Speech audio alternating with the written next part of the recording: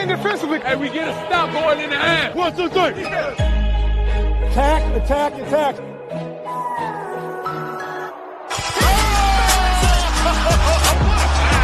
And a chase down block.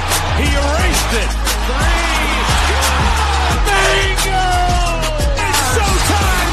MVP, baby! He didn't do that, did he? Lamb down. Tie game with 5 seconds remaining. He's shot. What a perfect ending to a historic day! Salut à tous, bienvenue dans l'épisode numéro 139 du podcast Dunk Hebdo. Très heureux de vous retrouver pour un nouvel épisode. Avec moi cette semaine, mon petit front office au complet. On retrouve tout d'abord le GM, Alan. Ça va, Alan? Salut Ben, salut tout le monde. Ouais, je suis enfin dans le poste que j'ai toujours rêvé d'être. C'est magnifique. C'est là, ouais. Là, tu vas vraiment avoir ses pouvoirs. Mais tu vas aussi avoir des supérieurs, notamment Tom. Ça va, Tom? Ouais, ça va et toi? Tom, je le rappelle, l'homme qui ne paye pas intégralement les joueurs dans le salary cap, c'est-à-dire qui donne des petits contrats qui sont pas, enfin bref, qui sera aujourd'hui président des opérations basket. Vous vous dites, mais qu'est-ce qu'il est en train de me raconter là? Cette semaine, on a décidé, comme on vous l'avait un petit peu dit la semaine dernière, de faire un épisode reconstruire. C'est ces épisodes qu'on avait déjà fait avec les Knicks et le Magic, où en fait, on décide de prendre le contrôle d'une franchise et de la reconstruire. Dans cette édition qui s'occupe des Cavs, on a décidé d'aller un peu plus loin, puisqu'on va carrément se donner des rôles. Alan sera le GM, Tom est le président des opérations basket, je suis le proprio, et on va essayer un peu de discuter dans une fiction qui sera probablement ridicule. On va essayer de discuter un peu tous et de remettre à flot les Cavs, qui sont une des équipes qu'il faut absolument reconstruire en NBA. Je pense qu'on est assez d'accord là-dessus. Ça sera notre sujet principal. En overtime, on discutera des Pistons, qui auraient l'avantage du terrain à l'heure actuelle si les playoffs se débutaient maintenant, ce qui est un bon début de saison pour eux, et on a décidé d'un petit peu parler d'eux, et on va aussi revenir sur cet excellent match de saison régulière entre les Warriors et les Raptors qui s'est déroulé cette semaine. Comme d'habitude, on vous rappelle de nous suivre sur les réseaux sociaux comme Facebook ou Twitter. Allez, à l'occasion de l'épisode de Noël, on a décidé de faire, ça fait longtemps qu'on n'avait pas fait, un grand épisode où on répond à vos questions. Donc à partir de maintenant et durant toutes les semaines, on va vous le demander. N'hésitez pas à nous poser des questions plus ou moins sérieuses au sujet de la NBA. Oui, ça serait quand même bien au sujet du basket. N'hésitez pas à nous poser des questions. On va les collecter et y répondre pendant cet épisode spécial de Noël. Et on vous rappelle aussi de nous noter sur iTunes les 5 petites étoiles. Ça fait toujours plaisir. Nous, on va se retrouver juste après la pause. Ce ne sera plus Ben, Tom et Alan, mais ça sera le proprio des Cavs, le président des opérations basket des Cavs et le GM des Cavs pour reconstruire les Cavs. Vous écoutez le podcast Dunk Hebdo. Retrouvez-nous sur toutes les plateformes d'écoute comme SoundCloud, iTunes ou Podcast Addict, ainsi que sur les réseaux sociaux comme Facebook ou Twitter.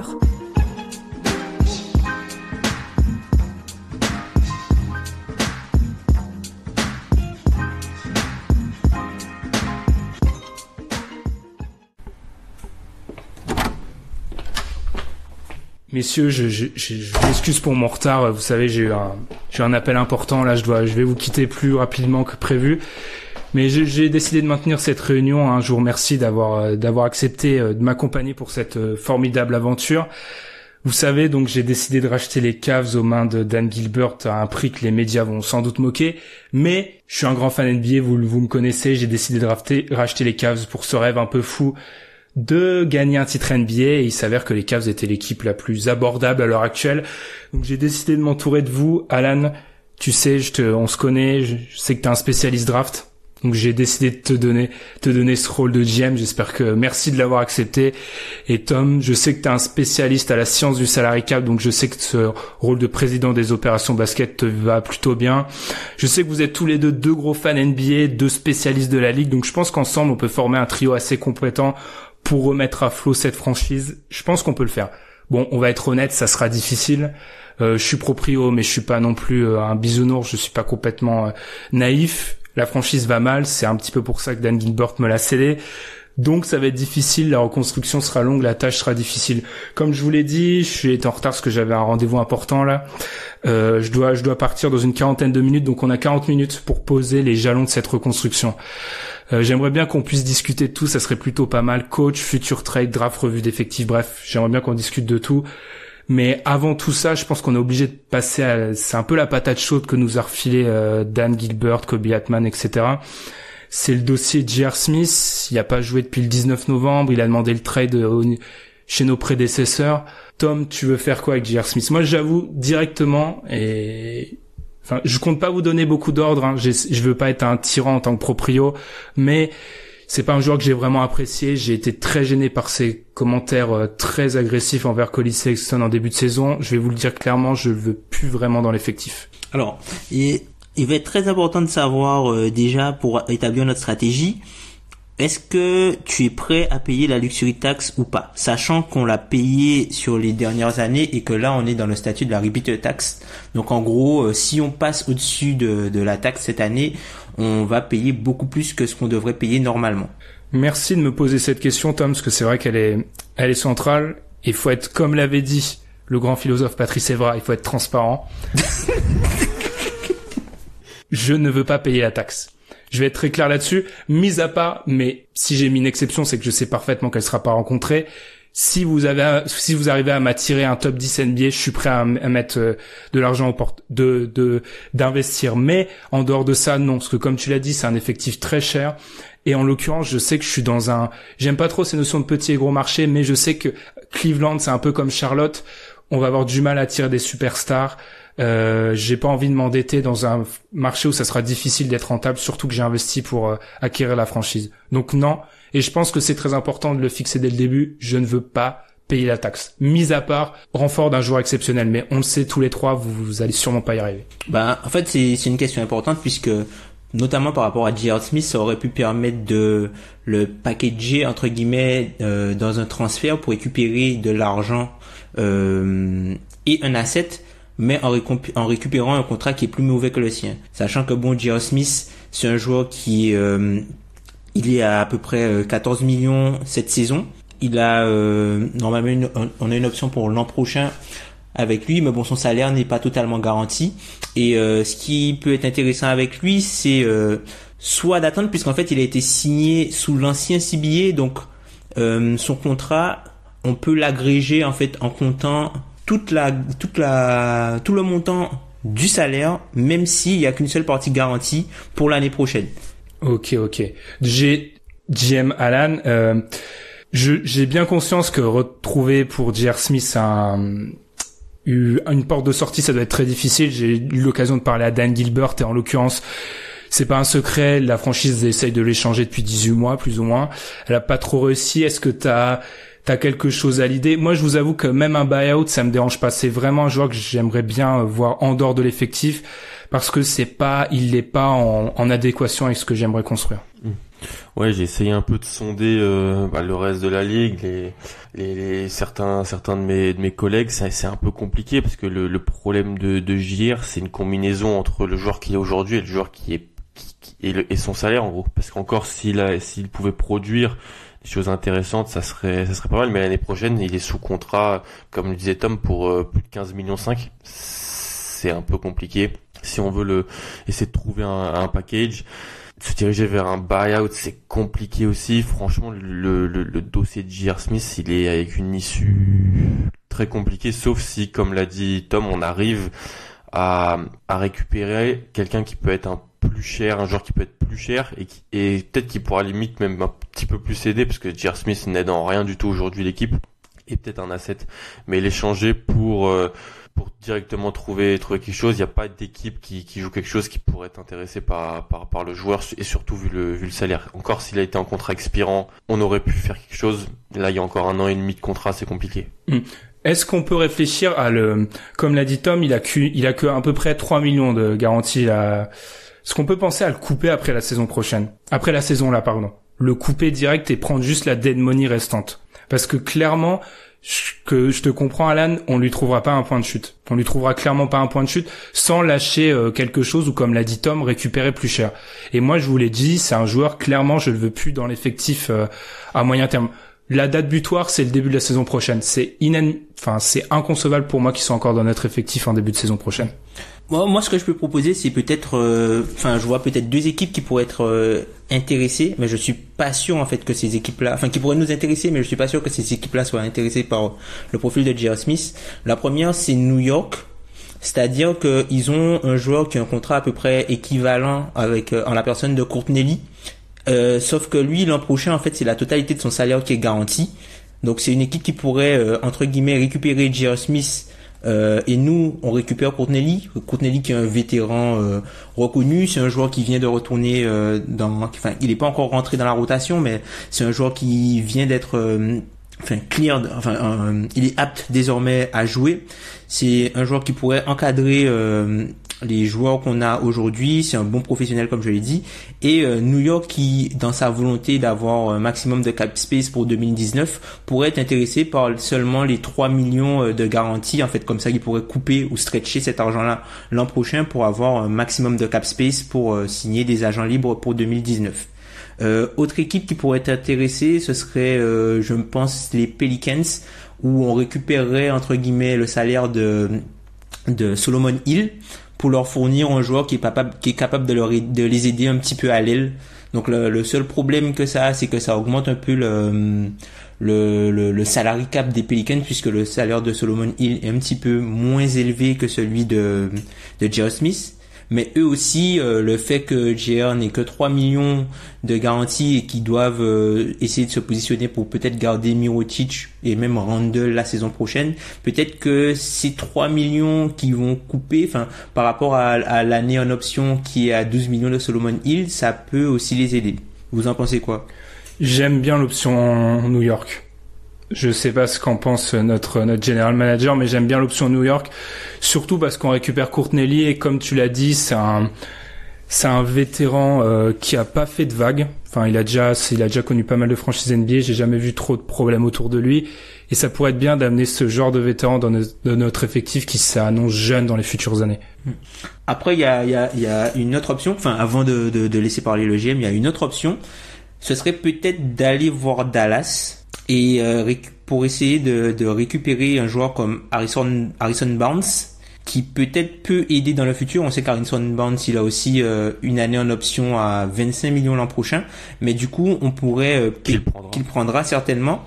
Et comme Dallas aussi a cet objectif d'avoir un maximum de cap space pour 2019 et qu'ils peuvent, je pense, faire mieux que Harrison Barnes avec 25 millions, du coup leur envoyer JR et comment ça s'appelle, JR et Alec Burks ou Jordan Clarkson par exemple contre le contrat d'Harrison Barnes. Comme ça, eux, ils économisent, ils se protègent du fait qu'Harrison Barnes active son option et du coup, ils essayent d'avoir un petit peu d'argent supplémentaire pour l'année prochaine. Ça matcherait les salaires en tout cas pour cette année. C'est ça. Parce que JR est à un peu plus de 14,5 et Burks à 11,5. Donc ça fait, on arrive aux alentours de 25. Même si je prendra son option. Même si je préférais quand même donner Clarkson dans le deal. Oui, bon, on a déjà, je pense que c'est plutôt pas mal pour le bon travail pour le dossier de JR. On essaiera de contacter New York, mais oui, clairement. Et moi, je vous dis, l'option buyout où elle est pas à jeter, c'est vraiment, je pense que c'est un dossier qu'il faut régler le plus vite possible. Avant de faire la revue d'effectifs, parce que j'aimerais bien voir où va aller l'effectif dans le futur. Il y a un autre dossier pour moi qui est prioritaire, c'est le choix du coach. Vous l'avez vu, le précédent régime a donc décidé de limoger, le punching ball vivant qui était Ty Lue, a mis Larry Drew à la place. Je vais pas vous dire mon avis sur Larry Drew parce que il est assez tranché. Je vais juste vous demander votre avis sur le coach. Larry Drew, est-ce que vous en pensez? Il a été prolongé, ce qui s'est un petit peu plaint. Lui aussi s'est plaint, comme beaucoup de membres de l'organisation, de son statut. Il a été prolongé pour l'année prochaine, mais l'année prochaine, ce n'est pas vraiment garanti. Qu'est-ce qu'on en fait, Alan? Tes premières impressions sur Larry Drew, qui est maintenant coach depuis 16 matchs et qui a un bilan de 4 victoires pour 12 défaites. Larry Drew, il fait ce qu'il peut avec ce qu'il a. Pour l'évaluer, je préfère regarder ce qu'il avait fait auparavant. C'est peut-être un petit peu plus simple c'est un coach qui a été à la fois dans des équipes qui avaient des ambitions et qui à la fois été dans des équipes qui avaient pas d'ambition ou l'ambition de tanker, donc il connaît un peu les deux situations, que ce soit Atlanta ou à Milwaukee. Il essaye de faire ce qu'il peut, de mettre en place. Il y a des blessés dans l'effectif aujourd'hui comme vous le savez, et j'ai besoin d'un échantillon un peu plus important, même si je pars d'un a priori qu'on pourrait trouver mieux pour le projet Cavs l'an prochain. Mais je pense que j'ai pas un avis hyper tranché encore. C'est un peu compliqué, mais malheureusement, quand j'ai pas un avis hyper tranché là, c'est que l'avis est pas positif, en gros. Tom, ton avis sur Larry Drew? Je vous laisse parler parce que moi, je vais, parler. Larry Drew, c'est compliqué. Déjà, il est pas dans une situation qui est idéale. Faut pas se le cacher. Moi, c'est pas un coach que je trouve très créatif, et ça, c'est le moins qu'on puisse dire. On va dire que là où il est positif par rapport à Tyronn Lue, c'est que lui, il obéit entre guillemets, c'est-à-dire que il fait ce qu'on lui demande de faire. Tyronn Lue, la raison pour laquelle il a été viré, c'est que lui, il voulait mettre en place des équipes pour gagner les matchs. Donc en gros, pas de jeunes, on met des vétérans. Les vétérans savent jouer entre guillemets. Donc on met des vétérans pour ne pas se faire battre par des erreurs que les jeunes commettent, en gros. Et lui, en fait, il donne vraiment les pleins pouvoirs aux jeunes et à sa traction arrière. Donc à voir comment évoluer. Après, faut aussi savoir je pense pas que ce soit le bon coach, puisque je suis pas persuadé que c'est un coach qui a vraiment une véritable vision. Moi, je pense déjà le plus important à savoir, c'est qu'est-ce qu'on veut faire avec cette équipe-là, qui on veut garder ou non. Est-ce qu'on part sur une reconstruction totale, et dans ce cas-là, on change tout et on donne les pleins pouvoirs à quelqu'un qui a une idée, un projet qui pourra développer sur 3-4 ans, ou est-ce que, comme la conférence Est peut nous permettre dans 2-3 ans, vu qu'on a quand même des joueurs qui sont quand même au-dessus du niveau moyen NBA. Bon, là, Kevin Love est blessé. On aura l'occasion d'en discuter tout à l'heure. On a quand même Tristan Thompson qui est quand même un joueur NBA, dans le roster. On a quand même des joueurs qui peuvent, dans la conférence Est, nous aider à ne pas être ridicules. Donc, du coup, faut voir, est-ce que on se projette sur quelque chose de très long terme, et dans ce cas-là, on change tout. Et ça va changer aussi notre approche du coach. Donc on pourra prendre des risques ou prendre quelqu'un qui a jamais eu de job, ou est-ce qu'on se dit qu'on monte une mission commando entre guillemets pour être bon dans 2-3 ans pour vendre des tickets, et on opte pour un coach qui a déjà fait ses preuves, qui a un peu une main de fer et qui pourra nous driver.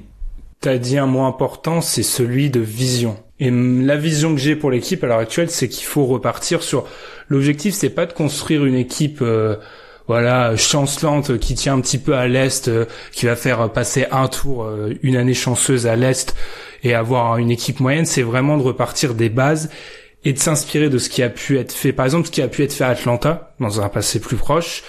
C'est pour ça que je vous ai demandé votre avis sur Larry Drew, parce que je vous attendais peut-être un petit peu plus sévère, parce que moi, clairement, c'est pas un coach que je veux conserver. Je veux dire, j'ai eu l'occasion de parler à Larry Drew, il est en NBA depuis 92-93. 92-93. Il y est depuis qu'il a 34 ans, il en a 60. Je veux dire, avec un effectif qui va s'annoncer jeune, parce l'objectif c'est vraiment une reconstruction totale, sans passer par un tanking bête et méchant, on en parlera quand on fera la revue d'effectifs. Pour moi, il est important, j'insistais encore sur le mot vision, il est important d'avoir un coach à qui on donne, je vais pas dire les pleins pouvoirs, ça serait beaucoup, mais à qui on donne pas mal de latitude quand même, pas mal de pouvoir pour s'imposer sur plusieurs années. C'est pour ça que je vais vous proposer un nom, j'y ai déjà pensé. Je suis prêt à mettre pas mal d'argent sur lui. Au niveau financier, vous inquiétez pas pour ce qui est du coach, sachant où je vois l'équipe aller, je vais pas lésiner là-dessus. Ah vous êtes totalement le contraire de votre prédécesseur alors. Tu vois Tom, il faut s'inspirer de ses prédécesseurs. On apprend beaucoup plus. Il y a un proverbe qui dit qu'on apprend beaucoup plus avec des mauvais patrons qu'avec des bons patrons. Parce que les mauvais te montrent ce qu'il faut pas faire. Je veux Jerry Stackhouse, le coach assistant à Memphis, qui était coach des Raptors et qui a fait vraiment un job qui avait été vraiment souligné là-bas. Il s'était déjà approché de 2-3 postes de coach, mais je pense vraiment c'est ce qu'il nous faut. Un coach jeune, il aura le respect des vétérans qu'on va installer parce qu'il a été dans la ligue. On peut lui donner un contrat longue durée, lui promettre de développer des jeunes, pas lui mettre la pression pour les résultats. Je pense qu'on peut vraiment lui offrir un projet et en insistant sur le fait qu'on a un nouveau front office.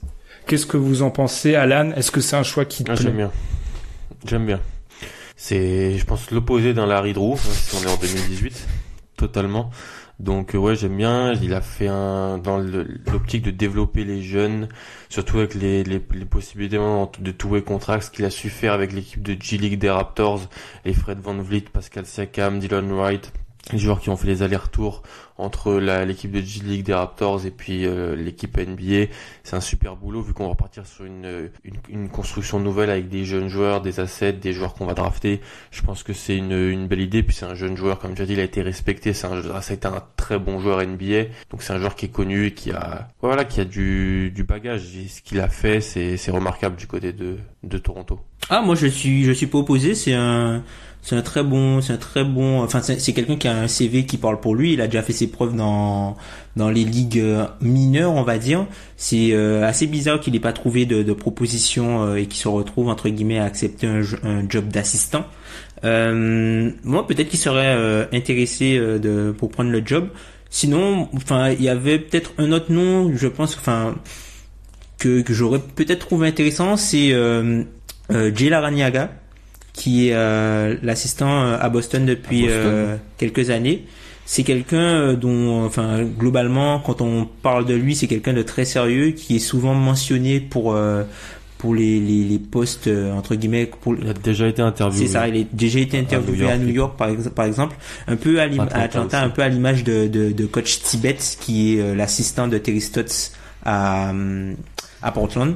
Donc lui, c'est peut-être un nom qu'il faudra surveiller, vu que on peut, je pense, s'appuyer sur son expérience aux côtés d'un gars comme Brad Stevens. C'est quelqu'un qui semble être très créatif et qui peut aussi nous aider à nous fonder une identité, notamment une identité défensive. Ouais, j'aime bien ça. Prendre les coachs à des endroits où ils ont réussi et dans des franchises qui sont structurées, ça peut être que la meilleure idée possible. Donc je pense que là on a deux bons candidats. J'ai ma petite préférence pour Stackhouse, à voir si on peut l'attirer, et autrement le choix de Tom me paraît plutôt bon. Maintenant que ça c'est fait, c'était vraiment pour moi les deux dossiers que je voulais régler en priorité. Il nous reste pas mal de temps.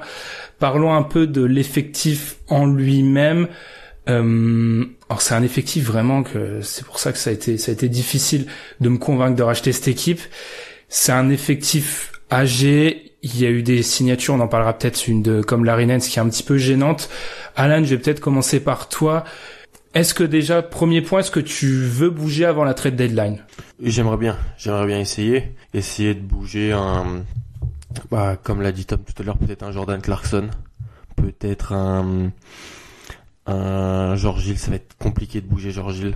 Il revient tout juste de blessure, il a joué son premier match samedi, donc depuis à peu près un mois, si j'ai bien étudié le dossier, ça va être compliqué, mais ouais, essayer de bouger, parce qu'en fait on a cette base de 3-4 joueurs payés cher pour encore 2 ans, c'est-à-dire cette année plus l'année prochaine sans option, donc c'est, sauf pour J.R., on a déjà parlé de J.R., mais pour ce qui est de George Hill, pour ce qui est de Clarkson, pour ce qui est même d'un Tristan Thompson, c'est cher, c'est pas de très haut niveau, et donc en même temps ça peut pas permettre d'attirer vraiment des assets qu'on aimerait. C'est une position très compliquée parce que comme on l'a dit, c'est des joueurs qui sont payés pas à leur niveau d'aujourd'hui, et donc on peut pas les vendre à des équipes qui voudraient faire un run en gros pour récupérer des bons assets. Bien sûr, c'est des joueurs qui peuvent intéresser, mais ça va être compliqué de récupérer une contrepartie qui pourra être vraiment intrigante, on va dire. Tom, Mais on peut essayer. Mais j'aimerais essayer de bouger à la deadline, faire un move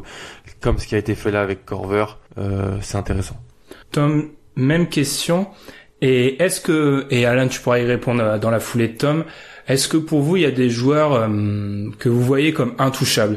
Parce que moi, clairement, je vous l'ai dit avant cette réunion, je vois un joueur comme Kevin Love, il a été re-signé et j'aimerais bien le garder parce que je pense que c'est un vétéran qui peut être intéressant pour le futur. Il est payé cher, je pense pas qu'on en obtiendrait beaucoup si on venait à le trader. Donc le garder pour moi c'est la meilleure solution, sachant qu'il peut être un joueur qui encadre. On sait que ça a été un petit peu ça a aussi fait partie des souffres-douleurs pendant le régime précédent et je pense qu'on ferait mieux de le garder. Ben Kevin Love, plus que ça, certes, enfin t'as parlé de sa valeur terrain par rapport à son contrat. Enfin c'est un joueur qui je pense par rapport à son âge et le contrat qu'il vient de signer aura peut-être une valeur terrain qui est inférieure à la valeur de son contrat.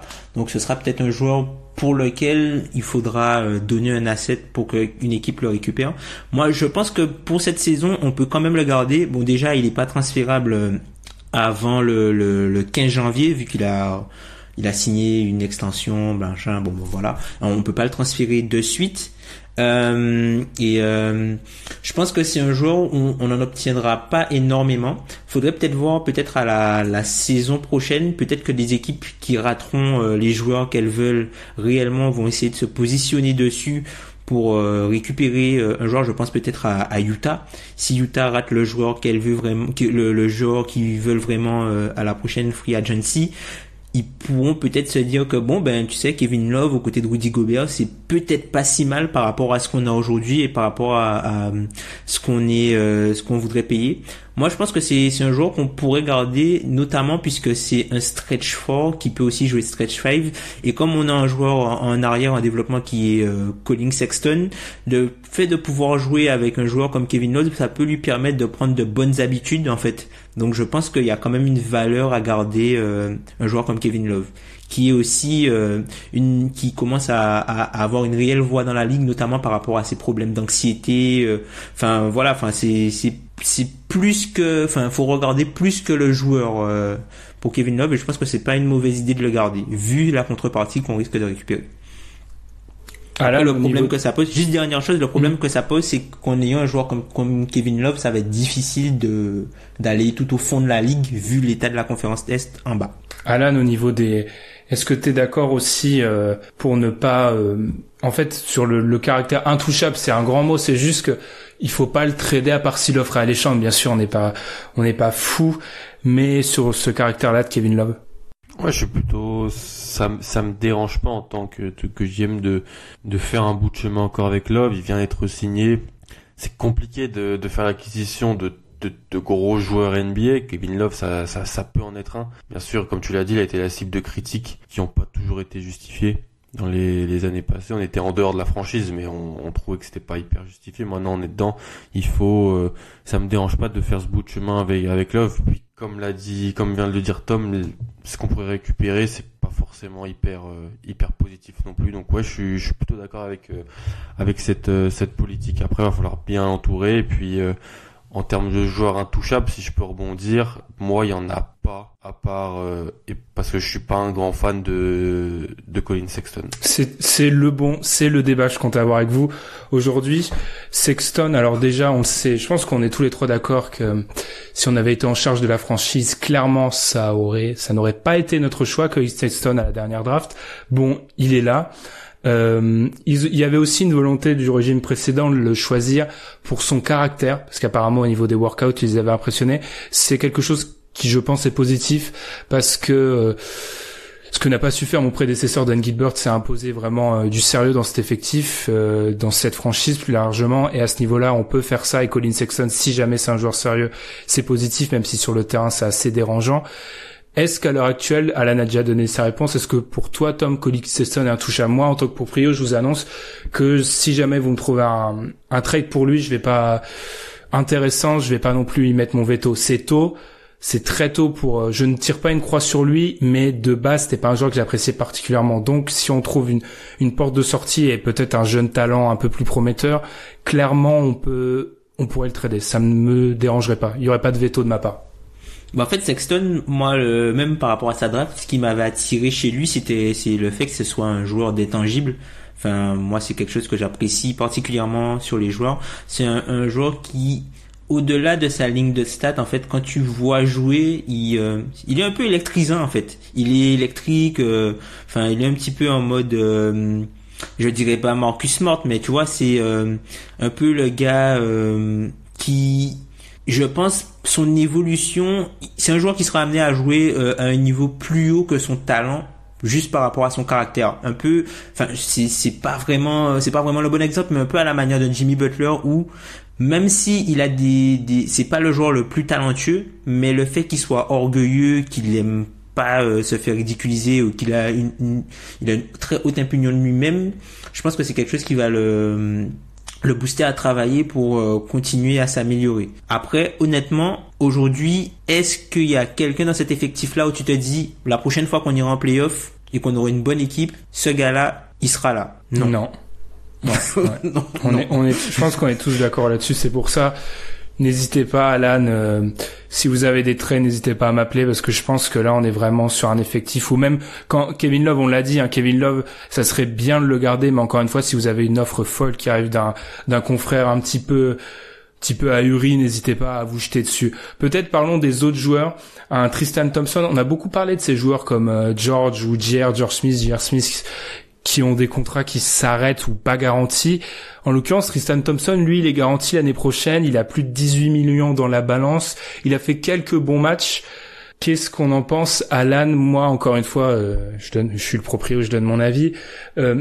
Ça me gêne d'avoir un joueur dans mon effectif pour lequel, quand tu tapes son nom sur Google, t'as 4 pages sur les faits divers et pas une sur le basket. J'avoue que ça me dérange un petit peu. Dans une récente interview, il a dit que voilà, avec le départ de LeBron, il voulait prendre un peu plus de leadership, montrer qu'il pouvait avoir un peu être un écho pour les jeunes dans l'effectif. Mais c'est vrai que vu ses affaires hors terrain, c'est un peu compliqué. Ça baisse de niveau aussi parce que Tristan Thompson n'est plus le joueur qu'il était.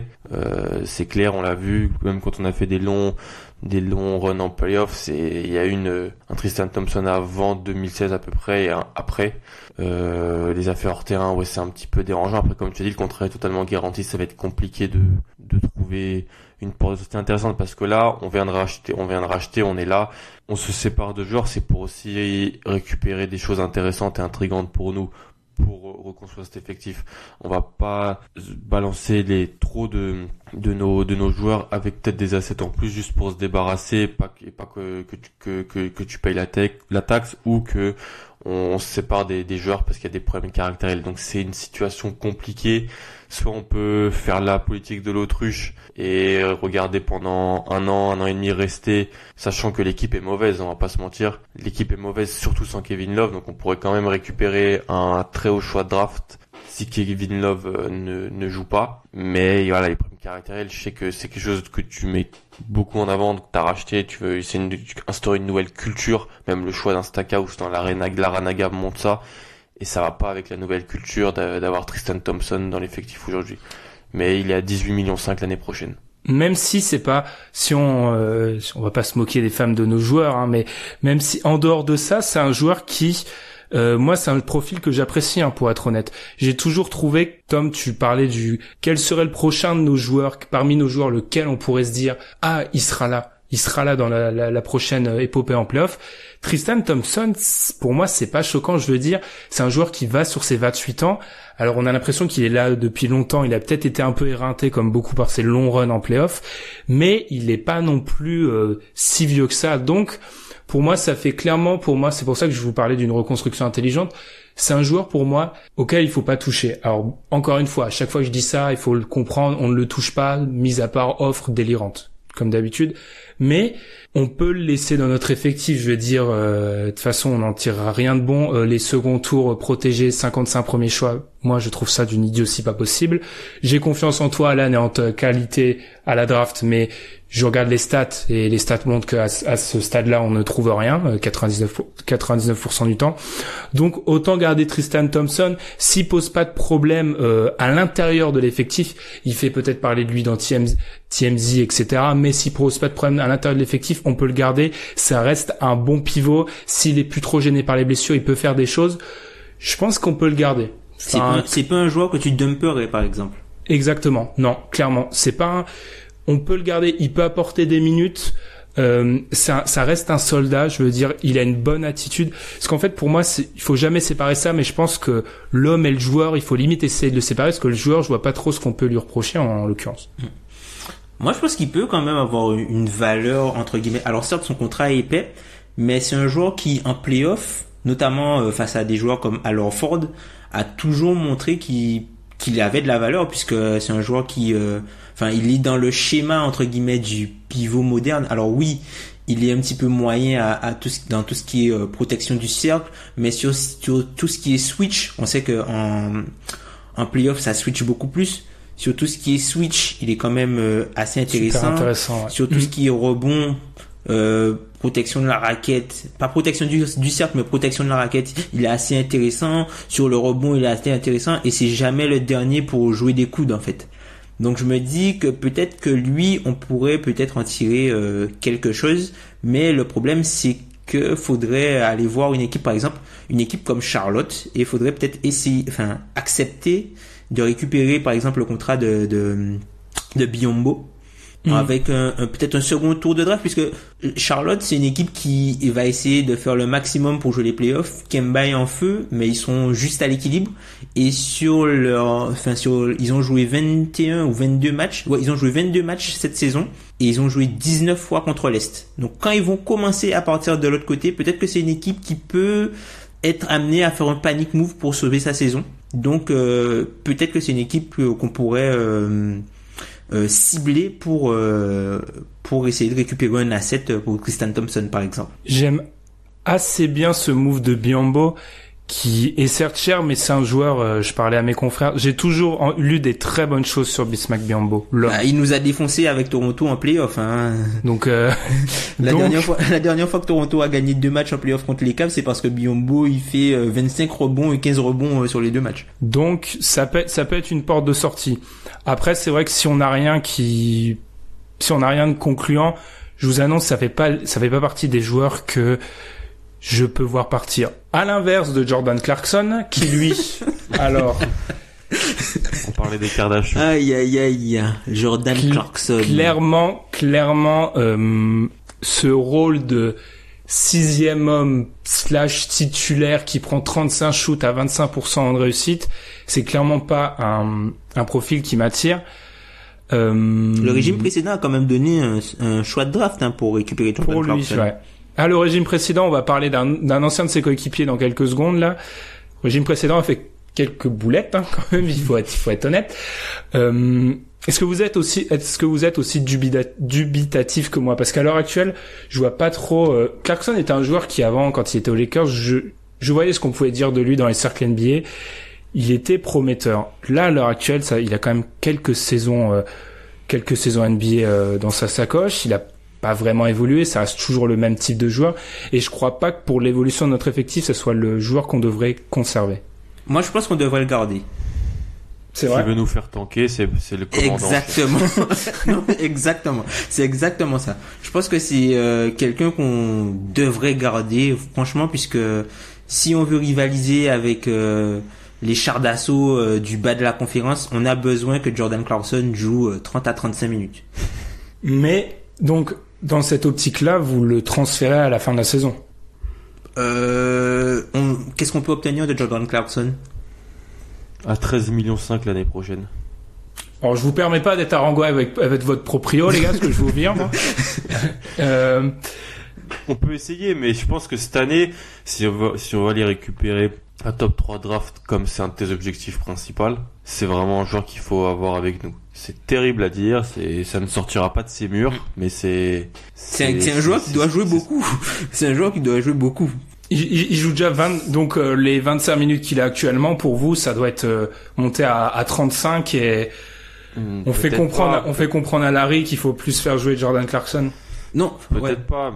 Après, c'est sûr que c'est pas le meilleur exemple pour Colin Sexton, quoi. En développement, ça c'est une chose qu'il faut mentionner. Avec le retour de George Hill, peut-être qu'il jouera moins. Moi, je pense qu'il faut continuer à le faire jouer entre 25 et 30 minutes. C'est un joueur. Et puis il peut toujours faire des choses. Il peut te faire gagner 1 ou 2 matchs, faire 2-3 highlights, comme il a fait à Philadelphie. C'est un joueur qui fait parler de lui. Puis voilà, la valeur, ces finales, ces playoffs de l'année dernière ont fait chuter, mais toute la valeur que le joueur avait pour moi.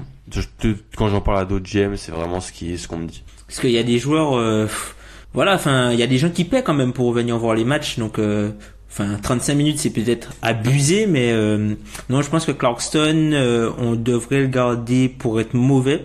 Mais si on doit transférer quelqu'un, c'est peut-être Rodney Hood, puisque je pense pas c'est quelqu'un qui va s'attarder chez nous.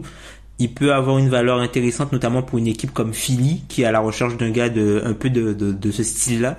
Donc, peut-être qu'on devrait rentrer en contact avec Philly pour Rodney Hood, pour voir si on peut récupérer, par exemple, Korkmaz pour lui. Voilà, Korkmaz, c'est un joueur pour, où ils ont levé son option. Il avait une option à 2 millions, ils ont levé son option. Rodney Hood est un joueur un petit peu plus expérimenté. Il avait fait un bon run en playoff avec Utah il y a 2 ans.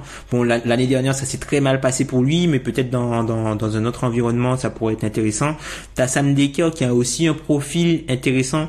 Lui, il est agent libre restreint. D'ailleurs, je sais pas ce que tu veux faire de Sam Dekker. Tu penses que c'est une pièce pour le futur, puisque voilà, c'est un ailier. Il a le gabarit, le style de jeu entre guillemets pour être efficace dans la NBA moderne, pour être le poste 3 dans une équipe moderne. Pour l'instant, il a eu du mal à tenir le niveau qui était espéré, notamment à sa sortie de Wisconsin et après sa première saison à Houston de mémoire. Donc c'est peut-être aussi un joueur sur lequel on peut parier. Et on a aussi Nwaba qui pourrait intéresser les joueurs, puisque c'est un joueur assez énergique, pas forcément un gros défenseur. Enfin, visuellement, il est meilleur visuellement que statistiquement, voilà. Mais peut-être que voilà, sur une série, c'est un joueur qui est très hargneux, qui peut défendre les postes 1, 2 et 3, donc qui peut peut-être être utile à une équipe qui a un manque de taille ou un manque de polyvalence sur des postes extérieurs. Donc c'est peut-être un joueur qui peut intéresser aussi, à voir, hein. Sachant qu'on a une qualifying offer à donner à Sam Dekker l'année prochaine, qui est à 4 millions. Dekker, je veux garder Nwaba aussi et Hood aussi. Vous savez, Nwaba, il est RFA, hein. Vous connaissez ma vision du basket. J'aime bien ce qui se fait du côté de Boston. Bon, ça a plus ou moins de réussite, vous l'admettrez, mais qui on est pour se moquer de Boston vu l'état de notre franchise. C'est des ailiers. Alors Hood, ça reste un Hood. J'espère qu'on puisse l'année prochaine, en le re-signant, pour pas non plus en faire. Je pense qu'il va pas nous. Je suis désolé, hein, monsieur le proprio, mais je pense qu'il va pas nous regarder après ce qui s'est passé cet été. Même avec le changement de régime, si on essaye de lui vendre qu'on est sérieux. Le truc, c'est que on a les birds, on a les birds sur lui. Mais il y a pas mal d'équipes qui ont du cap space et je pense qu'une équipe peut-être proposer, je sais pas moi, 10 millions sur 1 an juste pour avoir Rodney Hood, tu vois. Il faut proposer. Non, à ce prix-là, si vous essayez de faire autant, je vous annonce que vous pouvez pointer à Pôle Emploi. 10 millions pour Rodney Hood, ce n'est pas possible. Non, mais je te dis, c'est une équipe. C'est-à-dire que nous, on a les birds, donc on peut le re-signer en passant au-dessus du cap. Mais vu qu'il y a énormément d'équipes qui ont du cap, on a vu que Brooklyn a tenté le pari Alan Crabb qui ne marche pas forcément. Peut-être que là, eux, ils ont du cap space, ils pourront peut-être tenter le pari Rodney Hood s'ils se ratent sur des agents libres, puisque c'est le type de joueur qu'ils apprécient bien, quoi.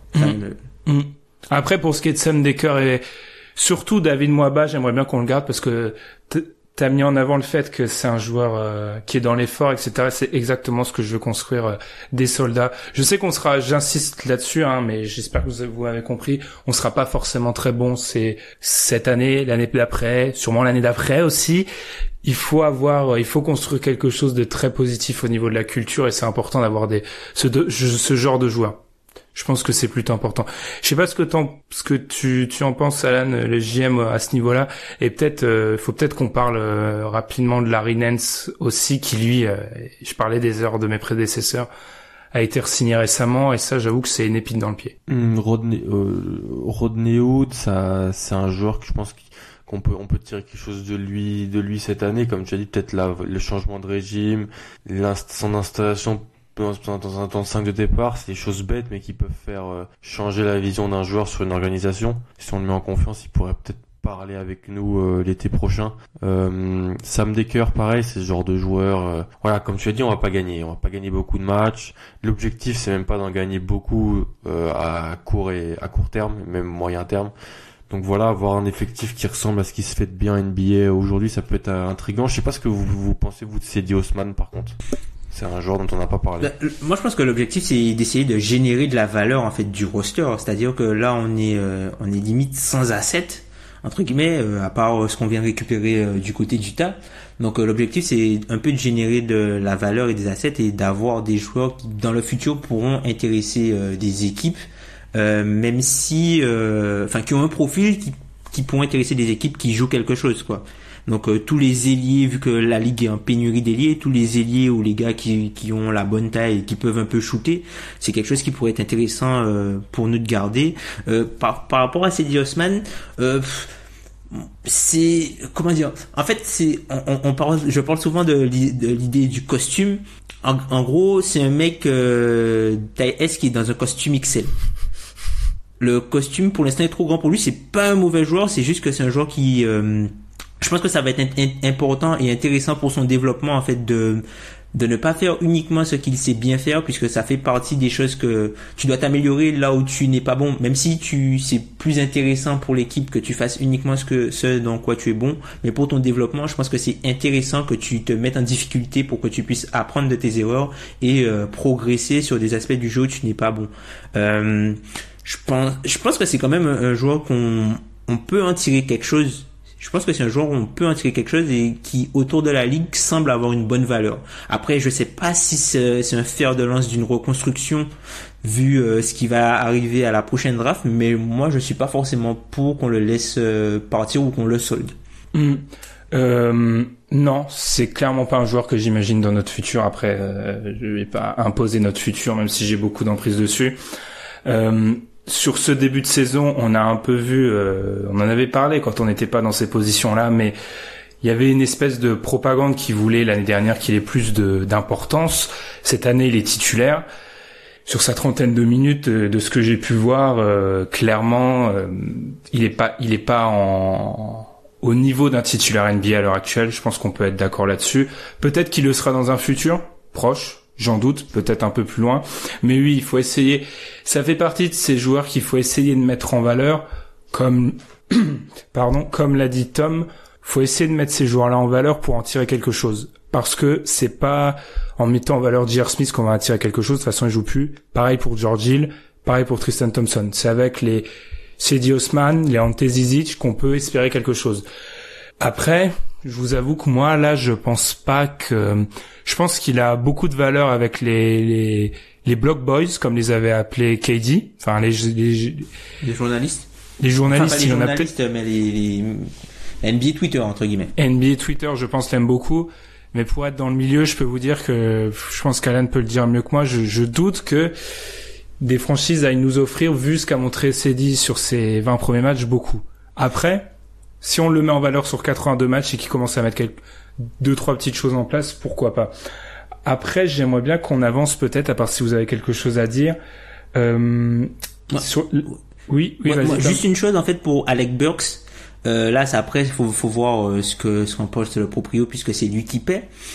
Houston a une situation qui est assez compliquée. Alec Burks, c'est un ailier qui est capable de se créer son shoot, on peut voir si Houston peut peut-être nous donner quelque chose contre soit Brandon Knight ou même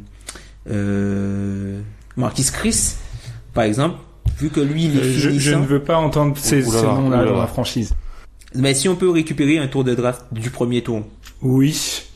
Ah, des langues se délient, monsieur le proprio. Alors je vous rappelle que je tiens votre contrat entre les mains là.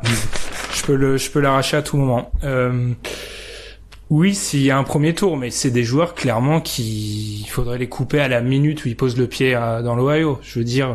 Après ça, financièrement, ça va être difficile puisqu'on est qu'à 3 millions de la luxury tax, quoi. Donc ça va être très compliqué de pouvoir faire un deal avec eux. Mais si quelqu'un vient, vu que c'est un gars qui a un contrat expirant, quelqu'un pourrait venir nous proposer. Il a une valeur terrain et il est expirant quand il n'est pas blessé. Donc là, pour l'instant, il joue pas mal depuis le début de saison. Donc sa valeur n'a peut-être jamais été aussi haute en fait. Donc vu que c'est pas quelqu'un qui, je pense, va rester chez nous dans le futur, c'est l'occasion pour nous de trouver un point de chute pour lui, quoi. Avançons peut-être. Mon vol va pas tarder à m'attendre. On va peut-être parler on a parlé un peu de trade. on se projette plus loin. Alan, c'est pour ça que je t'ai ramené la draft. Essaye de me convaincre. Alors, on sait que le régime précédent a eu la chance de quasiment toujours tomber sur le premier choix de la draft.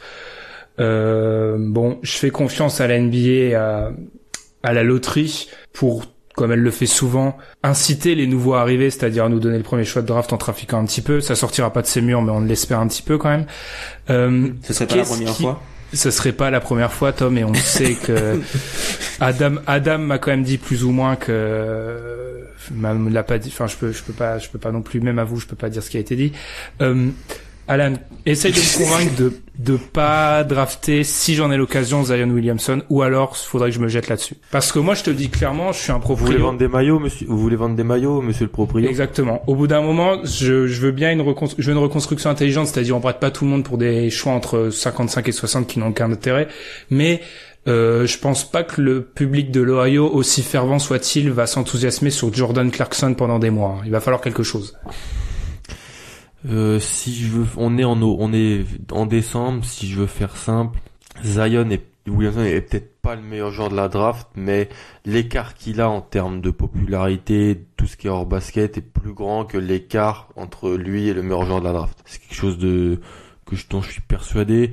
Si on a le premier choix, on pourrait aller vraiment sur lui. Il y a d'autres joueurs qui sont là, parce que comme on l'a dit, il y a personne vraiment d'intouchable dans l'effectif, donc on va pas drafter en fonction de joueurs qui sont là. Alors vraiment, ça serait la chose la plus débile à faire. Et puis quand on regarde la tête de l'effectif, c'est impossible.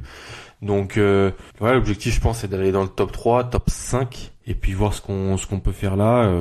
On a des problèmes. Tu parlais de la NBA moderne. Il y a vraiment des très bons ailiers dans cette draft. Et puis il y a un joueur comme Zion qui, s'il est sur le tableau, ouais, on peut vraiment le prendre, même si je sais que le président des opérations basket parlait un petit peu avec Love, peut-être avec Kevin Love, peut-être que ça pourrait pas matcher totalement. Moi, je pense que il y aura pas, si on est dans le top 3, il y aura ce sera toujours un bon choix, genre qu'on va sélectionner vu ce qu'on voit pour l'instant de cette draft, et je serais plutôt d'accord avec vous pour aller sur le dossier Zion. Monsieur le Tom, président des opérations basket, moi je vous avoue que c'est une chose que j'ai l'impression que certains de nos supporters n'ont pas conscience, mais j'ai investi une coquette somme dans notre équipe. Il va falloir qu'au bout d'un moment, j'aime ce basket, mais il faut que l'argent rentre au bout d'un moment. Et je sais qu'avec Zion, le comparatif avec LeBron James serait totalement fou. Mais en termes d'enthousiasme, on serait sur quelque chose qu'on n'a pas vu ces dernières années en NBA. Et j'avoue que pour ma salle, ça me plaît plutôt. Bah, c'est un phénomène, hein. C'est un phénomène. Je pense que autant sportivement que ce qu'il peut générer en termes de marketing, en termes de business, c'est peut-être le meilleur nom en fait à drafter. Après, faut avoir la possibilité d'être assez bas pour le faire. Après, si vous avez monsieur le président des arrangements cachés avec monsieur Silver. Non, mais oui, je pense que la draft, il est encore tôt pour en parler, mais Zion me paraît le choix à l'heure actuelle. J'avoue que si jamais on serait en position de le drafter et qu'un de vous deux voudrait me convaincre de pas le prendre, il faudrait être très persuasif. Parce qu'à l'heure actuelle, c'est vers lui que je me tournerais sans trop hésiter. Pour être honnête, à voir après si les Bulls seront en notre faveur. On a quand même un bilan, on peut remercier Dan Gilbert là-dessus, c'est au moins nous avoir mis dans les conditions parfaites pour obtenir les meilleures chances possibles d'être mauvais, sachant notre bilan actuel. On est plutôt pas mal à ce niveau-là. Vu ce qu'il y a aux côtés de nous dans le bas de la conférence, c'est difficile, hein, quand même, hein. Ça va être une course de fond. Peut-être Alan, si t'as d'autres choses à dire sur la draft, ou alors on enchaîne avec un petit point très rapide sur la free agency, si vous avez un ou deux noms qui vous viennent en tête ou autre, on peut conclure comme ça.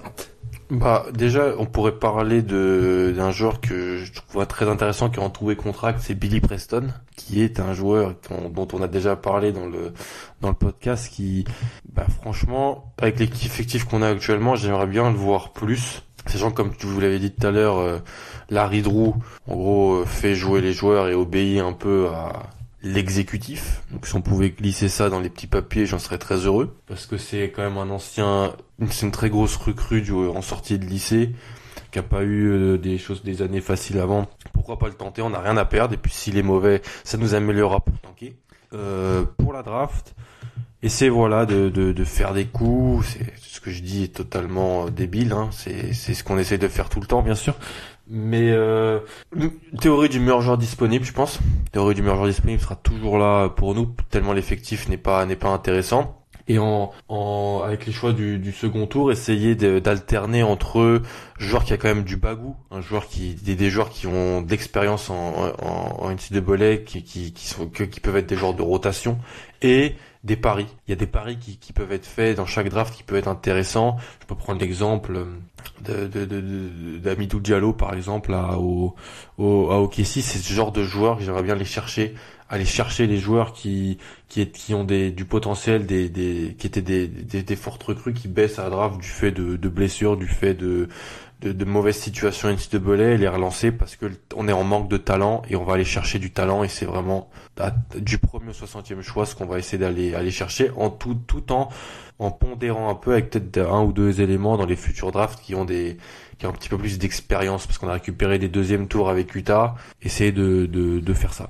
Voilà. Il y a notamment un deuxième tour de Washington qu'on a récupéré. Vu ce qui se passe là-bas, ça peut être intéressant en 2021. Ça peut être comme un fin de premier tour, ça peut être. Et rappelons que notre choix, bien sûr, vu l'échange, s'il est pas top 10, on ne l'a pas. Mais je pense que là, on sera clairement top 10. Je veux dire, si c'est ça, on donne les consignes à l'arrêt Drew pour tanker, quitte à se prendre une amende. C'est pas ça. Je l'ai rencontré, Adam, il est bien marrant, mais c'est pas ces amendes à 50 000 $ qui vont nous faire quelque chose. Si on a envie de tanker pour Zion, on le fera.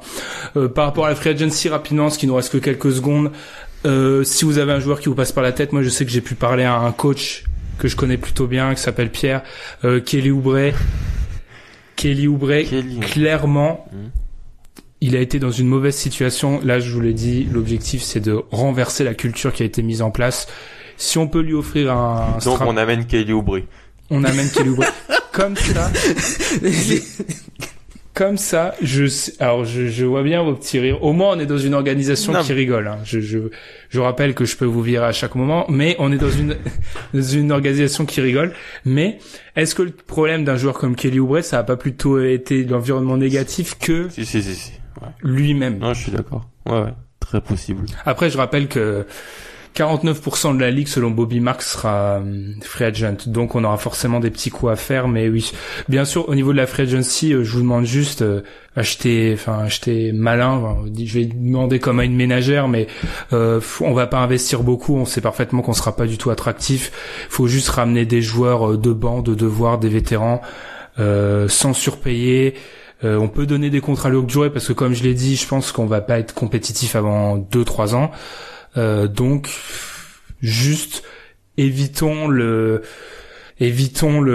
pari totalement inutile qui peut être vu comme un Kelly Oubre, je sais, mais par exemple un joueur comme Spencer Dinwiddie, je ne le veux pas forcément. Vous voyez ce que je veux dire? Ouais.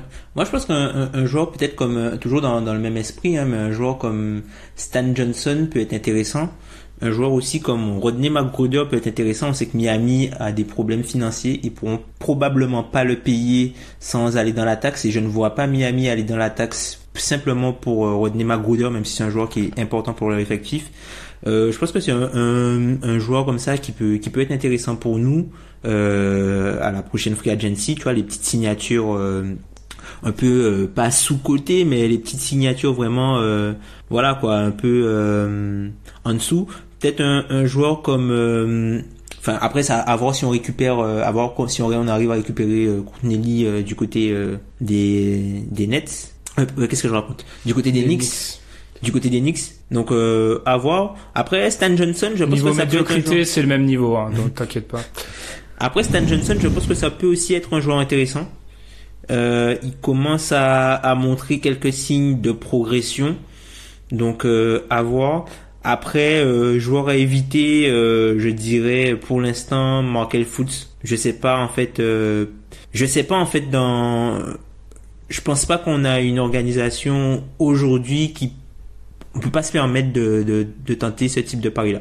Bon, là, je dois vraiment y aller. Juste une dernière question, oui, sur Markelle Fultz. Faut savoir que le précédent régime, et j'ai eu des confirmations de Gilbert, de Dan, voulait vraiment Le récupérer. On est d'accord que c'est quelque chose qu'on évite. Moi, personnellement, vous n'aurez pas mon approbation pour amener Fultz dans l'effectif. À l'heure actuelle, je suis plutôt d'accord avec mon président des opérations basket. Je sais pas ce que t'en penses, Alan, mais on n'a pas les reins assez solides. On est encore trop jeune, trop mûr, trop vert pour pas assez mûr, justement, c'est ça le problème. Trop vert pour tenter de reconstruire un joueur comme ça. Moi, je pense que ça peut se tenter. Ça peut se tenter parce que bien sûr, faut toujours voir ce qui est demandé en face. Je pense que la cote a jamais été aussi basse. On n'a pas de talent dans cet effectif. Je pense que faut quand même toujours écouter parce que et puis il pourrait nous aider à tanker. Ou alors on attend un an. Vaut mieux attendre. Je pense que limite vaut mieux attendre que Philly décline son option ou soit embarrassé avec, puisque son contrat est. On sait jamais ce qui peut se passer. Toujours agir quand on peut le faire si jamais on a la possibilité. Bien sûr, on va pas envoyer une tonne d'assets et un camion de bons joueurs en même temps, on en a pas. Donc c'est écoutons. Bien sûr, je suis pas en train de dire qu'il faut aller le chercher, mais je pense qu'il faut écouter. On sait jamais ce qui peut se passer. Comme Tom l'a dit, on peut avoir un ou deux joueurs qui peuvent, pourquoi pas, rentrer dans leur rotation de 10 joueurs pour les playoffs et ils peuvent se dire on est à un ça de passer un cap et inclure Fultz dedans avec tout ce qui se passe en ce moment. Écoutons. Ok, moi maintenant il va falloir que, je pense qu'on a plutôt été complet, on va se retrouver la prochaine fois. On a je pense une bonne idée de ce qu'on va faire. Même s'il va falloir commencer à activer les téléphones à droite à gauche, Courtney Lee, voir régler cette situation d'hier. Je vous l'ai dit clairement, je ne le veux plus dans mon effectif, donc on se revoit très vite, mais bon boulot.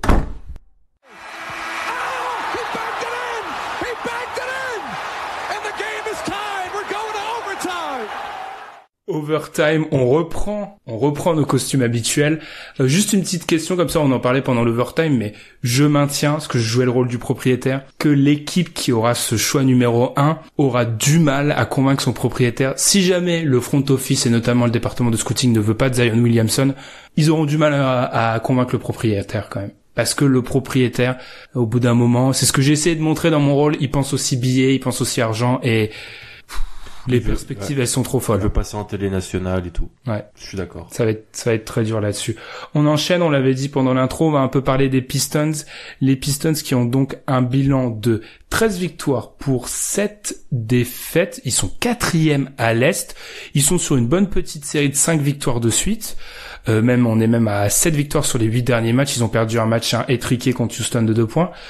Est-ce qu'on les aurait pas sous-estimés, ceux-là? Ou est-ce que c'est juste qu'ils profitent de Boston qui est un petit peu moins bien, d'à droite à gauche, les équipes qu'on attendait en playoff vont un peu moins bien, donc eux ils sont solides, ils se glissent là-dessus. Et en gros ça rejoint ce que j'essaye de vendre depuis 3 semaines, c'est-à-dire les équipes qui ont le même effectif démarrent mieux. Je pense qu'on les a pas sous-estimés vis-à-vis de Boston et des 3 autres, parce que ça il y a vraiment un écart. On les a peut-être plus sous-estimés en prenant pas compte du fait que Miami et Washington ça serait pas bon. C'est plus dans cette optique-là que je pense qu'on a raté peut-être l'évaluation d'intersaison des Pistons, mais aussi parce que voilà, comme tu as dit, il n'y a pas eu de mouvement, quoi. C'est quoi le grand changement? C'est Glenn Robinson. Alors l'adjectif grand va pas avec Glenn Robinson, mais c'est vrai que c'est gratuit ça. Non mais en termes, ils ont pas fait de move, ils pouvaient pas faire de move. Glenn Robinson c'est un bon joueur de rotation NBA, d'ailleurs il aide bien les Pistons. Pas du tout d'attaque envers lui, c'est un joueur que j'apprécie en plus. Mais voilà, c'est comme tu dis, la continuité, Dwayne Casey, voilà, il s'est tiré le meilleur de son effectif et ils ont voilà, c'est pas si mauvais que ça. Voilà, c'est vraiment intéressant. Puis Blake Griffin, il sera All-Star, on en a parlé hein. Ouais, largement, presque 25 points, il est pas loin de 10 rebonds, 5 passes, il fait vraiment une grosse saison All-Star. Tom, qu'est-ce que t'as à nous dire sur les Pistons? J'avoue que c'est la bonne explication qu'a eu Alan. C'est vraiment qu'on les a peut-être sous-estimés par rapport à Miami qui est dans un état déplorable. Je pense que le mot est bon. Et peut-être aussi les autres équipes. Sachant qu'on avait aussi un peu, personnellement, surtout, j'avais sous-estimé Charlotte par rapport aux autres équipes. on va dire que ils ont réalisé quand même un bon homestand. Enfin, ils avaient 4 matchs là à domicile, donc qu'il fallait négocier. Mais c'est surtout le mois prochain où ils ont pas mal d'adversaires en fait, où le calendrier va se corser un petit peu pour eux. Ce sera un petit peu plus difficile, donc faudra voir s'ils arrivent à tenir la cadence. Après Blake Griffin, voilà, on le sait, Blake Griffin. Quand tu prends l'échiquier entre guillemets de la ligue et même de la conférence Est, il fait partie du top. Il fait partie, quand il est en santé, il fait partie du top 10 très largement et peut-être voire top 5 quoi. C'est à un moment Blake Griffin c'était un potentiel MVP. Enfin voilà quoi. On sait que c'est un joueur que dès qu'il est on sait que c'est un joueur dès qu'il est en santé, il apporte énormément à l'équipe, et je pense que c'est aussi un joueur qui est sous-estimé pour 2 choses, notamment par rapport à ses blessures, on sait toujours qu'il y a un moment dans la saison où Blake Griffin, il attrape une blessure. 3 choses du coup, toujours un moment il attrape une blessure. Deuxième chose, par rapport à son contrat, c'est-à-dire que Blake Griffin c'est une star qui a un contrat de superstar en fait. Donc du coup, le fait que son contrat c'est pas une si bonne affaire que ça, du coup sa valeur entre guillemets terrain en prend un coup, notamment dans les médias où voilà, on va se dire ouais, tu as mobilisé tant d'argent sur Blake Griffin sans dire que Blake Griffin, quand il est OK et quand il est très bon, c'est un top joueur, mais c'est vraiment un top joueur. C'est un joueur qui est super polyvalent et qui est un peu le twinner moderne aussi. Donc ça le dessert un peu, notamment en termes de valeur, puisque c'est un joueur qui défensivement ne peut pas jouer poste 5 et qui a un peu du mal à chasser entre guillemets les extérieurs, notamment sur les switches, et qui offensivement t'es obligé d'avoir un protecteur de cercle à côté de lui quoi. Ce que n'est pas André Drummond, mais ça fonctionne quand même puisque les deux sont très très bons au rebond, notamment Drummond qui domine la ligue encore une fois. Mais en termes de polyvalence, Blake Griffin, en termes de polyvalence, en gros Blake Griffin c'est limite en fait Ben Simmons entre guillemets ce qu'il fait là actuellement. Il a énormément la balle en main. Je crois qu'il doit être numéro 1 au touches par match, c'est-à-dire au nombre de touches par match depuis le début de la saison. Il a énormément la balle en main. C'est lui qui génère quasiment tout le jeu. Et ce qui est intéressant de voir, c'est que un gars comme Reggie Jackson arrive à se muer en fait en joueur de complément. Ce qu'on pensait, moi personnellement, c'est quelque chose que je pensais pas possible avec Reggie Jackson, et il arrive à se muer en joueur de complément et il se contente de prendre des tirs à 3 points. Tranquille. Par rapport à Blake Griffin, il faut toujours rappeler cette stat. Si on part de la saison 2014-2015, il a joué 221 matchs depuis cette saison-là sur 328 possibles. Ce qui est quand même, ça fait plus de 100 ratés, c'est assez énorme, sur un total de 328 possibles. Oui, je suis plutôt d'accord avec tout ce que vous avez dit. Même si, et on renvoie à l'épisode qu'on avait fait avec Jérémy Lebescon, les 6 3 points pris par match pour Blake Griffin. Alors je sais, il essaye d'avoir un jeu analytique, mais pas sûr que c'est peut-être un petit peu excessif. Après, les Pistons ne sont pas l'équipe qui a le plus de spacing de la ligue, donc c'est peut-être plus une nécessité, c'est peut-être plus subi qu'autre chose. Mais je sais pas vous, mais je pense que c'est peut-être quelque chose il devrait peut-être travailler là-dessus. Après, j'étais un des détracteurs de l'association avec Drummond. Je pense que c'est une association qui te permet de gagner contre les moins bonnes équipes. Elle fait le taf. Après, on l'a vu quand ça tape un peu plus haut, quand ça tape les vraies équipes, je vais pas dire dominantes, mais vraiment qui s'imposent dans la ligue. Là, oui, c'est plus en difficulté. Mais c'est une solide équipe. Après, moi, ce que je déplore comme d'habitude, c'est que j'ai l'impression qu'il y a un petit manque d'identité. Alors certes, ils sont top 10 defensive rating, mais j'ai pas l'impression de voir une vraie identité qui se dégage. Ouais, après... pas tellement d'identité. Tom a parlé dans l'épisode, pas l'épisode, mais le segment précédent de Stan Johnson, qui est en amélioration, on va dire. On avait parlé tous les deux cet été, qui devait peut-être prouver des choses. Il prouve pas tout ce qu'on pouvait attendre de lui, mais il fait des choses intéressantes. Puis après, voilà, t'as des bons joueurs, des joueurs corrects, on va dire. Reggie Bullock, Glenn Robinson. Puis moi j'aime bien le rookie Bruce Brown, qui est un joueur dont j'avais parlé dans un épisode de One Down cet été, qui est un second tour qui pouvait se tenter, qui est un joueur que je trouve très intéressant dans les minutes que lui donne Casey. Donc en fait, faut peut-être saluer aussi le travail de Casey, comme on l'a dit, comme je l'ai dit la dernière fois, l'importance d'un bon coach en NBA. Un coach, je pense, l'importance d'un bon coach, c'est l'importance d'avoir un meneur de jeu. Plancher. Voilà. Et donc, ça te permet de faire vraiment ce que t'as à faire, de pas être ridicule sur les matchs où tu dois pas l'être. Et voilà, on les voyait en play-off, mais voilà, c'est sûr que c'est une belle surprise. Après, le calendrier va se corser comme Charlotte. Je pense que c'est 2 équipes qui vont avoir un calendrier qui va se corser. Ouais. Si on regarde, pour l'instant, c'est dans le milieu de tableau. Si on regarde la fameuse stat non, justement, je me suis trompé. J'ai confondu 2 stats. Justement, j'ai confondu le SRS. Donc, en gros, c'est juste, en fait, c'est le rating selon Basketball Reference et la strength of schedule, la difficulté du calendrier, là où ils sont 30e.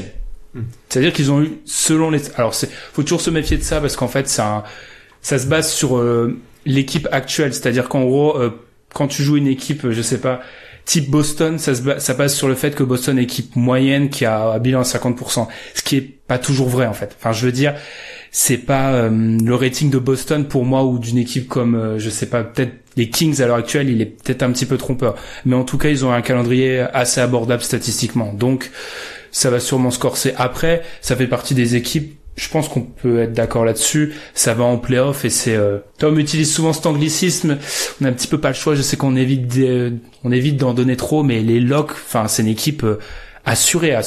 Je veux dire, mis à part Blake Griffin qui rate 30 matchs, ça va en play-off. Le truc, c'est que c'est possible en fait que Blake Griffin rate 30 matchs. Ça serait dans la moyenne. C'est ça le truc, c'est une équipe qui même Blake Griffin ou même Reggie Jackson quoi, puisque enfin le joueur qui viendra suppléer ces joueurs-là s'ils viennent à manquer plusieurs matchs, d'un côté t'auras John Lehrer, je pense pas qu'Elenson va rentrer dans la rotation.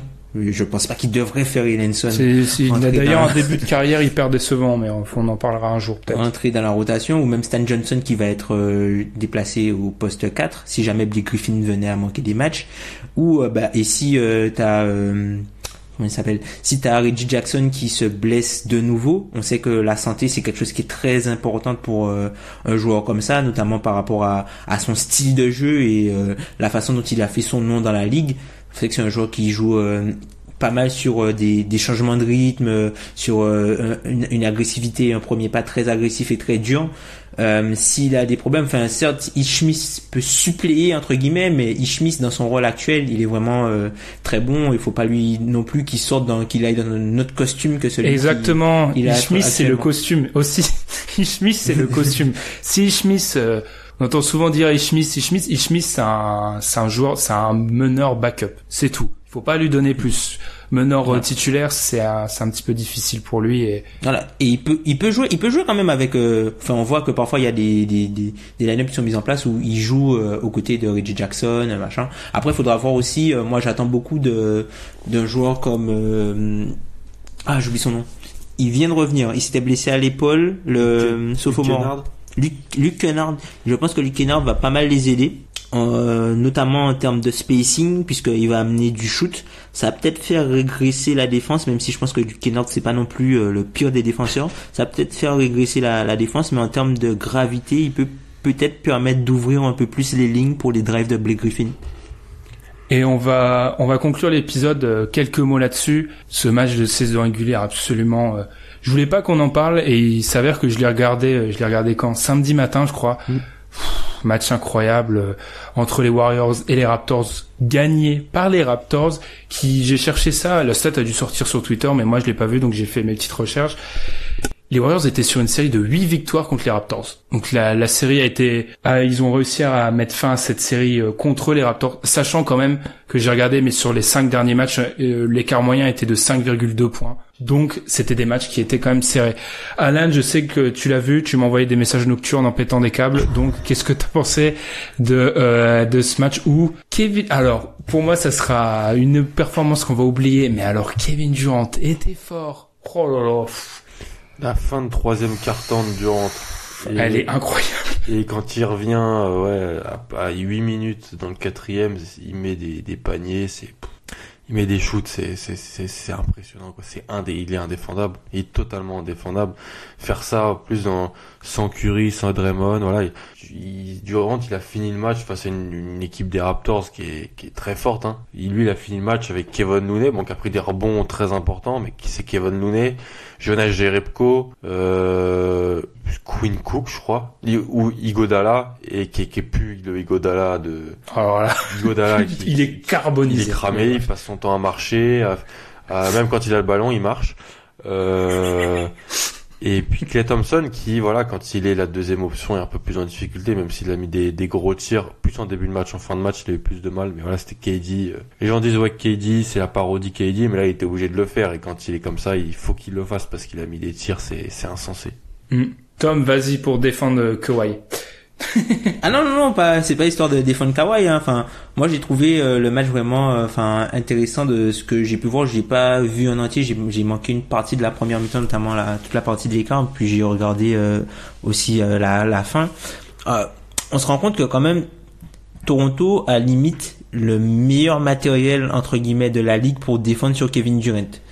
Je suis pas persuadé que Boston a plus d'armes que Toronto pour défendre sur Kevin Durant. Boston, Toronto. Moi, je m'éclipse, je les laisse les deux. Ah non. Faut non, respecter Marcus Morris, monsieur. Le stopper.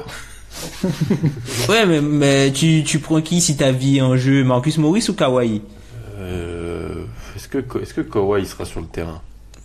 Non, mais tu vois, oui, non, mais c'est-à-dire que tu vois, si non, mais on va dire que si, par exemple, si tu prends les défenseurs au périmètre, certes, t'as OKC qui est monstrueux de ce côté-là, tu vois, pour Kevin Durant, mais après, tu vois, en termes de défense individuelle, tu vois, c'est de voir qu'en fait, même si t'as Kawhi, t'as Siakam, t'as Green, t'as des joueurs qui sont capables, t'as OG, Durant, c'est incroyable, quoi.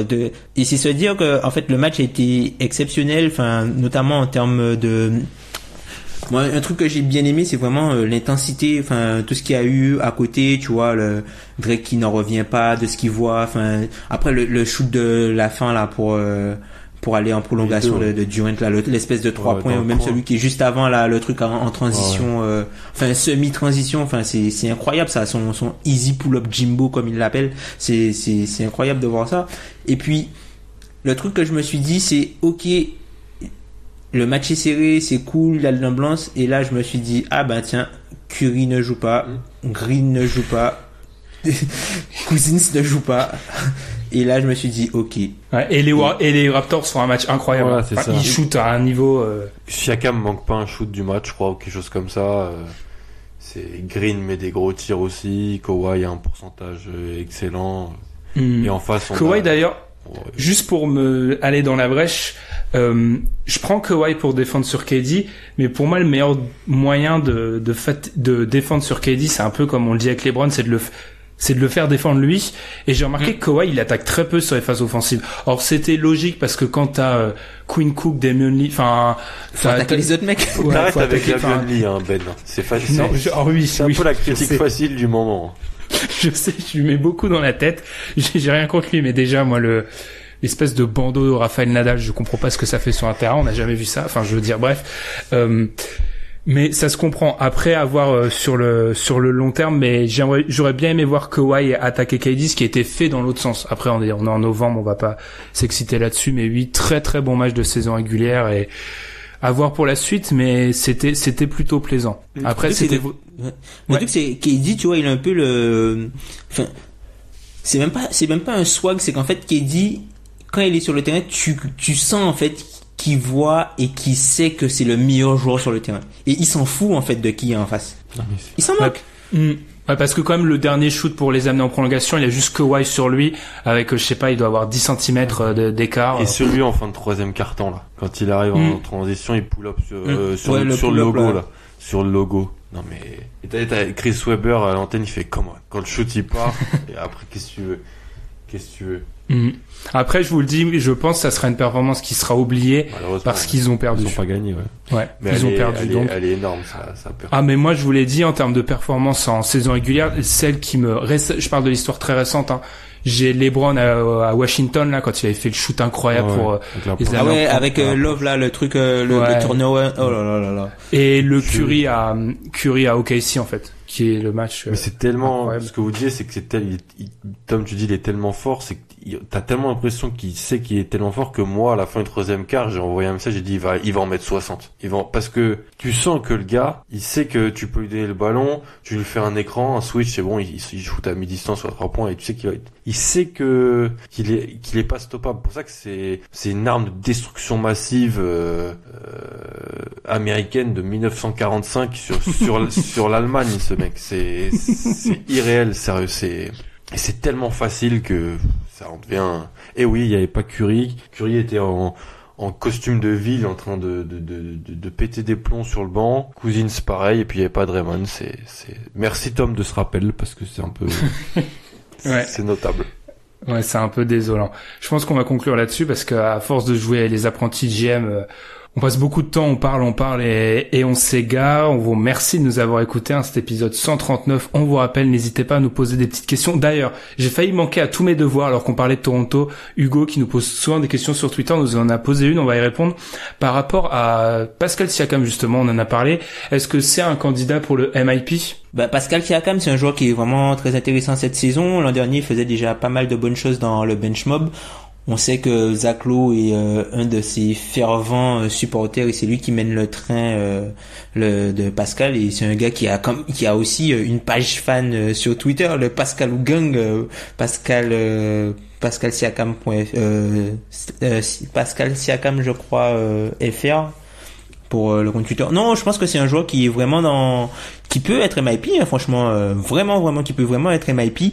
On va voir. Pour l'instant, je pense que ça se joue entre lui et Montrezl Harrell, parce que lui, il montre, en fait, on voyait que c'était déjà un role player très intéressant, et il montre qu'il peut être un starter, voire peut-être même plus. À voir s'il arrive à ajouter un shoot à 3 points, viable. Mais si Pascal Siakam commence à ajouter un shoot à 3 points viable, ça va être un cauchemar, quoi. Ça peut être un gars à la Draymond Green, quoi, vu ce qu'il montre. Je pense qu'il peut être dans la discussion, mais je le vois pas MIP, parce qu'il a pas le rendement offensif. Et on sait, souvent, au MIP, on aime le donner à un mec qui est passé de 15 à 7, 8 24, points. Ouais, voilà, exactement. Ouais, t'as raison. Je suis d'accord. Je pense pas qu'il aura cette évolution-là. Mais il fait une belle saison, et c'est un joueur, qui peut compter, ouais. Et c'est comme ça, du coup, qu'on va conclure l'épisode de 139 du podcast Dunk Hebdo. Merci de nous avoir écoutez. Je reprends exactement la même fin qu'il y a 3 minutes avant la question Pascal Siakam. Je n'ai aucune honte. On vous rappelle de nous suivre sur les réseaux sociaux comme Facebook ou Twitter, de nous poser des questions pour l'épisode de Noël. N'hésitez pas vraiment à nous poser plein de questions. On y répondra dans ce petit épisode bonus. Nous donner 5 étoiles aussi. Et n'hésitez pas à vous abonner. Vous connaissez la chanson. Nous, on se retrouve la semaine prochaine. On a fait Cleveland. On a fait Memphis. Il faut peut-être commencer à parler d'une équipe un peu plus swag, Alan, je pense. On va devoir chercher un truc plus swag. Okay. Et on vous souhaite une bonne semaine. Salut.